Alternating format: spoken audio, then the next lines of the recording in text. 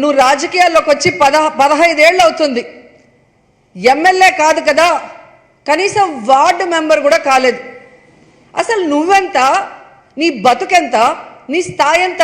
తన ఒంటి చేత్తో 151 ఎమ్మెల్యేలను గెలిపించుకున్న జగన్మోహన్ రెడ్డి గారు ఎక్కడ? 2 చోట్ల నిలబడి 2 చోట్ల ఓడిపోయినా నువ్వెక్కడ?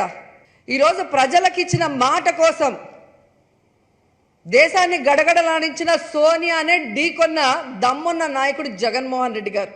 ఈ రాష్ట్ర చరిత్రలో ఎవరికీ సాధ్యం కాని రీతిలో 82% సీట్లతో ముఖ్యమంత్రిగా ప్రమాణ స్వీకారం చేసిన వ్యక్తి జగన్మోహన్ రెడ్డి గారు. ఈరోజు మీరు చూస్తే తను పరిశ్రమలు పెట్టి లక్షలాది మందికి ఉద్యోగ అవకాశాలు ఇచ్చిన successful business man Jaganmohan Reddy గారు. గత ప్రభుత్వం తాలూకు సభ జరిగిన విధానం చూస్తే ఈ వ్యక్తిగత దూషణ ఇవన్నీ చాలా ఇబ్బంది పెట్టే ప్రజలు. ఈ రోజున వాళ్ళకి 11 సీట్లకు పరిమితం అయ్యారు. ఈరోజు లేరు, ధైర్యం లేదు వాళ్ళకి. విజయాన్ని తీసుకోగలిగారు కానీ ఓటమిని కూడా ధైర్యంగా కూర్చుకునే వాళ్ళకి స్థాయి లేదు. వాళ్ళకి పారిపోయారు ఇక్కడి నుంచి. భావంలో ఉండే తీవ్రత భాషలో ఉండాల్సిన అవసరం లేదు. భాష మనుషుల్ని కలపడానికి కానీ విడగొట్టడానికి కాదు. భాష విద్వేషం రేపడానికి కాదు, పరిష్కరించడానికి. ఎంత జటిలమైన సమస్య అయినా, భయంకర సమస్య అయినా చర్చల ద్వారా పరిష్కరించుకోవడానికి కానీ వివాదం సృష్టించడానికి కాదు. ఈ సభ ఉన్నది అందుకు. కానీ మనం చూసింది వాళ్ళ దగ్గర నుంచి బూతులతోటి, వ్యక్తిగత దోషులతోటి రాష్ట్ర పురోభివృద్ధిని ఆపేశారు. అలాంటి సభ కాకుండా ఇందాక మన పెద్దలు శ్రీ గౌరవ ముఖ్యమంత్రి చంద్రబాబు గారు చెప్పినట్టుగా ఇది భవిష్యత్తుకి ఇది ఒక ప్రమాణం అవ్వాలి. 2047 వరకు ఇంత అద్భుతమైన స్థానంలో మనకి ఆంధ్రప్రదేశ్ తెలుగు జాతి ఉన్నత స్థాయికి వెళ్ళాలంటే ఈరోజు మనం వేసే ప్రతి అడుగు అది భవిష్యత్ తరాలకు ఒక నిర్దేశక ఒక టచ్ స్టోన్గా ఉండిపోవాలి, ఒక గిట్ రాయిగా ఉండిపోవాలి.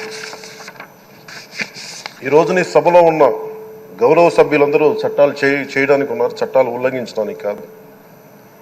విభేదించడం అంటే ద్వేషించడం కాదు, వాదించడం అంటే కొట్టుకోవడం కాదు. ఇవన్నీ విభేదించడం, వాదించడం ఇవన్నీ ప్రజాస్వామ్యానికి చాలా మౌలికమైన పునాదులు. ఆంధ్రప్రదేశ్ ఆవిర్భావం జరిగి అసలు భాషా ప్రయుక్త రాష్ట్రాల ఆవిర్భావమే మన ఆంధ్ర రాజ్యంతో మొదలైంది. అమరజీవి పొట్టి శ్రీరాములు గారి బలిదానం మీద మన రాష్ట్రం పుట్టింది. 56 రోజులు తిండి తిప్పలు తినకుండా నరకం అనుభవిస్తూ ఆయన బలైపోయారు. ఆయన మరణానికి చేరువవుతూ ఆమరణ నిరాహార దీక్ష చేసిన ప్రతిరోజు మనకి దాదాపు ఈ సుదీర్ఘమైన 6 దశాబ్దాల కాలం, 1.5 సంవత్సర కాలం అంటే ఆయన ప్రతిరోజు చావుకు చేరువవుతూ భోజనం లేకుండా ఆయన గడిపిన ప్రతిరోజు మనకి 1.5 సంవత్సర కాలం. అలాంటి నేపథ్యంలో అలాంటి మహోన్నతుడు శ్రీ పొట్టి శ్రీరాములు గారి త్యాగాన్ని కనుక మనం ఈ సభలో ప్రజా సంక్షేమం కోసం మాత్రమే చర్చలు జరగాలి. వాదోపవాదాలు హద్దులు దాటకుండా ఉండాలి. వ్యక్తిగత దూషణకి తావివ్వకుండా ఉండాలి. అలా కాకుండా గత ప్రభుత్వం లాగే ఈ సభని తిట్లకి, బూతులకి, కొట్లాటికి వాడితే ప్రతి నిమిషం పొట్టి శ్రీరాములు గారి బలిదానాన్ని అవమానం చేసినట్టే. ఒక గొప్పవాడు, ఒక మహానుభావుడు బతికినప్పుడు మాత్రమే కాదు, చనిపోయిన తర్వాత కూడా కొన్ని తరాలు ఉపయోగపడతారని నిరూపిస్తారు.